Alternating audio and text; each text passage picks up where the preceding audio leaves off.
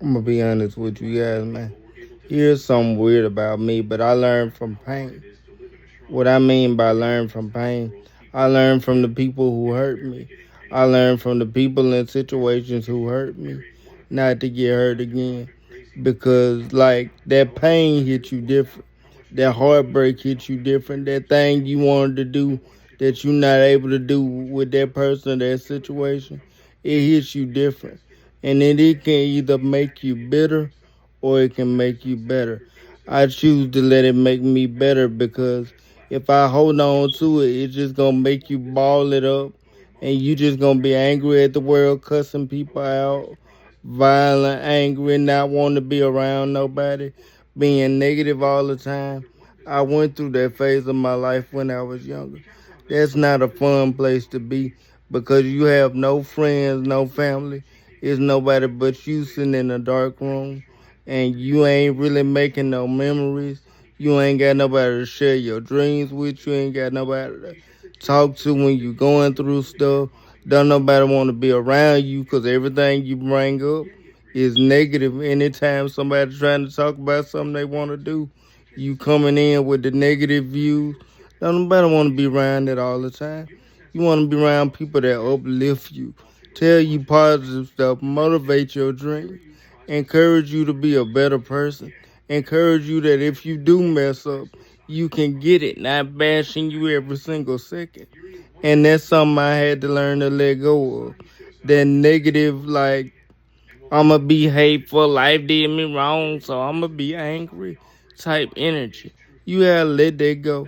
Whatever happened to you for a reason. You had to look at life and look at why God left you alive. What can I still do with the time I have? Why did God leave me alive? What's my purpose? Why did He put me here? Because that's the way I had to look at life, and that's the way I tapped into my spiritual gift and found my motivation to do what I do today because I was brave enough to ask the question and then dive into it and not look back. And that's what everybody that's still alive, that survived any major situation, need to ask themselves instead of being depressed, feeling sorry, wondering why. I've been through that little phase before when I was younger. You got to get to the phase of seeing why God left you here and what can you still do in the position that you are in today that can still bring value to the world. That's what you have to ask yourself. You have to look at what can you get out your body now. That body is over. Your past body is over. That situation is over. You have to look at what can you get out of today and make the best out of what you have right now.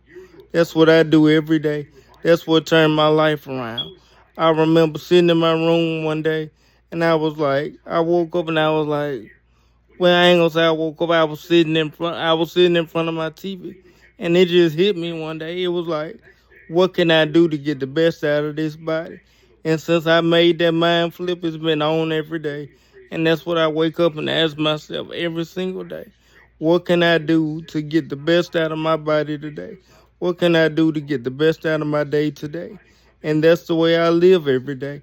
I don't worry about, man, if I could walk, man, if I could do this, man, if I could do that. That wasn't meant to be my life.